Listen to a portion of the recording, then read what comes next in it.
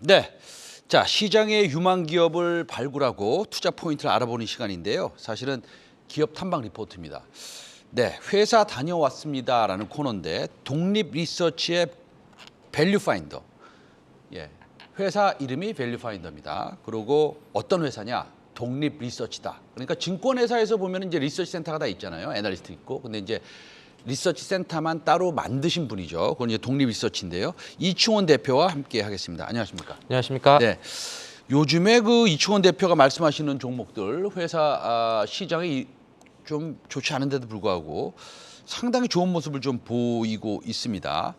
자, 그 2주 전에 이 시간에 소개하신 모트렉스라고 있어요. 네. 회사. 이 회사가 어제 급등을 하고 오늘도 좋은 모습을 보이는지 모르겠습니다만 무상증자 발표했다고 하는데 혹시 모트렉스 가지고 계신 우리 시청자 여러분들 위해서 간단하게 업데이트 해주실 수 있어요? 네, 일단은 뭐 예. 모트렉스가 그때도 투자 포인트로 말씀드릴 게 좋은 회사다. 이게 부품 업체가 이렇게 거의 제가 다른 회사를 잘 모르겠지만 네네. 유일하게 흑자 전환을 했다라고 말씀을 드렸고, 어제 우리가 이제 무상증자라고 하면은 잉여금에 있는 거를 자본금으로 올리면서 이제 무상으로 주식을 이제 두 주씩 더 준다라는 공시가 어제 나왔고요. 어제 21%까지 급등을 하고 오늘은 이제 좀 강보합권에서 주가가 형성이 되고 있는데, 사실 이 회사의 자체 본업으로 봤을 때는 바뀐 건 없거든요. 단지 이 회사가 무상증자를 했냐 안 했냐, 우리 회사의 이런 재무 상태가 좋다 안 좋다를 감안한 거기 때문에 뭐 단기적인 차익 실현에 대한 매물이 나올 수는 있겠지만 회사의 본질은 변하지 않았기 때문에 중장기적으로 보시는 분들은 좀 그대로 가져가도 괜찮지 않을까라고 좀 보고 있습니다. 알겠습니다. 모트렉스 가지고 계신 분 축하드리고요. 어쨌든 이충원 대표가 소개 말씀해 주시는, 왜냐하면 또 직접 갔다 오시고 또 거의 진짜 세밀하게 리포트를 적어내시니까 좀 기대가 됩니다, 항상. 그래서 소개하시는 종목들이 전반적으로 좋은 흐름을 좀 보이고 있어서 오늘의 종목도 상당히 기대가 되는데, 자, 오늘의 종목 어떤 회사를 다녀오셨습니까? 네, 오늘 말씀드리고 이제 오늘 개장 전에 발간한 종목은 제노코라는 회사입니다. 이 회사 같은 경우에는 지난해 상장을 했는데 2021년도에 증권가에서 보고서가 17개 나왔는데 올해는 아직은 좀 6개 정도밖에 나오지는 않은 상황이고요. 다녀왔는데 이 회사가 아무래도 이제 우주항공이나 방산 산업을 주요 사업으로 영위를 하고 있는 전문 기업이기 때문에 최근에 좀 주가가 관심도가 많이 떨어졌는데 좀 자세하게 말씀을 드리도록 하겠습니다. 아, 지금 우주항공이면 사실은 우리가 관심을 좀 기울여야 되는 섹터 아닌가요? 왜냐하면 윤석열 정부에서도 네. 이 우주항공을 상당히 뭐 강하게 좀 육성하겠다고 이렇게 발표한 걸로 알고 있는데요. 최근에는 네. 이게 주가도 예전에 제가 이 시간대 말씀드렸던 베셀이라는 종목 같은 UAM 관련주들이 특히나 시장에서 더 많은 관심을 갖고 있는 거고, 약간 방산 관련해서는 우크라이나 이슈 때문에 약간 이제는 실적주다라는 얘기가 시장에 많았었는데, 동사 같은 경우에는 지난해 한번 시세를 낸 이후에 약간 기간 조정을 받고 있는 상황이라 상대적으로 이게 좀 관심을 덜 받았다라고 표현을 한 거죠. 네. 예. 아니 근데 뭐 사실은 우리 이충원 대표가 다녀오셔서 이런 회사를 저희한테 소개하시는데 네. 이렇게 좀 관심이 좀 덜 있고 네. 주가가 조금 급등하지 않은 종목을 네. 소개하는 게 사실은 훨씬 더 네. 우리 이충원 대표가 뭐 이렇게 말씀드리면 어쩔지 모르지만 잘하신다 이렇게 아. 표현할 수 있는 거 아니겠습니까? 네. 그렇죠. 높이 올라간 거를 말씀하시는 것보다 이런 종목 저희는 감사하게 설명을 좀 듣겠습니다. 어쨌든 새 정부의 역대 최대 규모가 우주개발 산업 말씀드린 겁니다. 이게 이제 뭐 한 2조 7천억 정도 이렇게 계획을 하고 있답니다. 물론 뭐 수년간 그렇게 계획을 하고 있는데, 구체적으로 이 제노코, 저도 이 회사 조금 생소하긴 한데요. 네. 그 사업 부분, 그다음에 주요 제품 네. 우리가 좀 설명을 듣고 싶습니다. 네, 일단은 이 회사는 크게 뭐 위성 탑재체 뭐 핵심 부품이라던가 뭐 위상 지상국이라던가 뭐 항공 전자장비, 방산 핵심 부품 등 총 한 5개의 부문 정도에서 지금 매출이 발생을 하고 있는데, 투자은행 모건 스탠리에 따르면은 이제 2018년도 전체 글로벌 우주산업 시장이 3,500억 달러였는데 이게 2040년까지 1.1조 달러, 그러니까 약 하나로 좀 환산을 하게 되면은 한 1,274조 원 정도의 시장 규모로 성장을 할 것이다라고 얘기를 했습니다.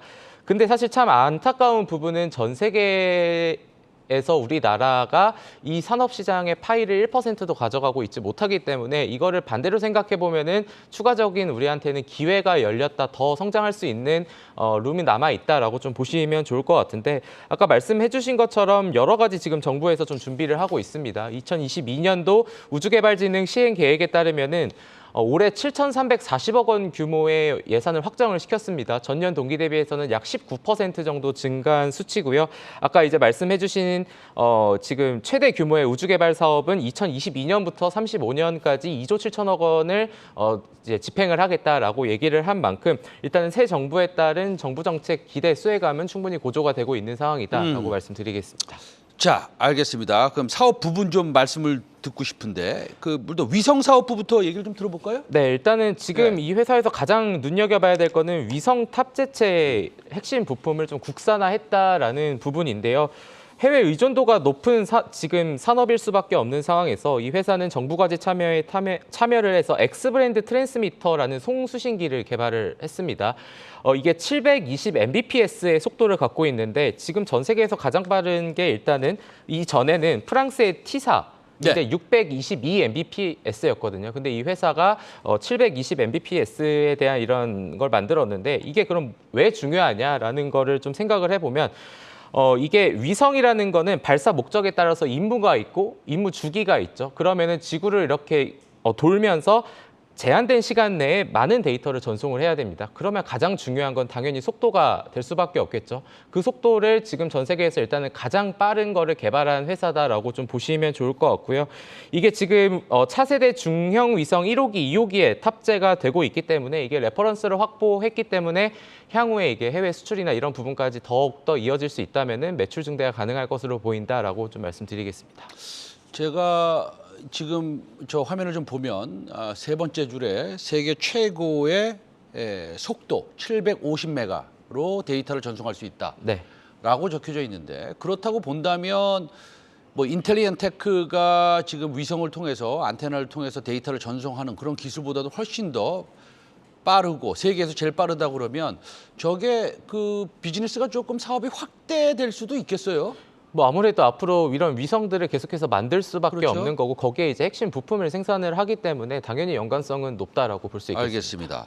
제가 그러고 이제 하나 좀 특이한 점이 이 해외 방위 산업 기업과 NDA를 체결했다. 이제 NDA가 쉽게 말해서 뭐 비밀 계약 아닙니까? 네. 우리가 어떤 회사랑 계약했는지 말하지 말아다오 네. 이런 건데, 근데 시장에서는 뭐 로키드 마틴이라고 뭐 대충 뭐 감을 잡고 있는 것 같아요. 뭐 네. 그거에 대해서 좀 말씀을 해주실 수 있어요? 네, 일단 이게 어떤 사업 부문이냐면 항공전자 사업부인데요. 음. 작년에 매출이 한 52억 원 정도가 나왔는데 그게 네. 전년 동기 대비 약 160% 급증한 수치입니다. 이게 혼선 방지기라는 게 있는데 이게 FA50, T50에 들어가기도 했고요. 이제 보라매라고 불리는 KF21에도 지금 핵심 기술을 확보한 상태입니다. 말씀해주신 것처럼 그런 기술력을 인정받았기 때문에 미국 방위사업체와 NDA를 체결을 했고요. 이런 부분들이 매출 발생을 한다면 추가적인 상승이 있긴 하겠지만 뭐 사실 말 그대로 비밀 협약을 맺었기 때문에 전체 공개적으로 나와 있는 부분은 뭐 우리가 추정을 할 수밖에 없는 그런 상황이고, 이런 부분들을 지금 소형 무장헬기 인터콤의 열대 초도 물량 생산을 하고 있습니다. 이게 향후에 200대까지 확대가 된다면은 마찬가지로 추가적으로 이런 매출이 증가할 수 있지 않을까라는 기대감이 여러 사업 부문, 제가 계속 말씀드리는 게 추가적인 매출 부문의 증가가 기대된다라고 하는 게 이게 다양한 사업 부문에서 새로운 좋은 기술력들을 지금 다 하나씩 갖고 있기 때문에 가능한 부분일 것이다라고 좀 말씀을 드리겠습니다. 알겠습니다. 제가 얘기 들어보니까 상당히 세계적인 기술력을 겸비한 그런 회사라고 생각이 듭니다. 뭐 세계 최고의 그 데이터 전송 위성 데이터 전송 부품을 만들고 750메가bps라고 그랬죠. 네, 그다음에 로키드 마틴과의 거래도 예상이 되고 그런데요. 그러면요, 마지막 질문입니다.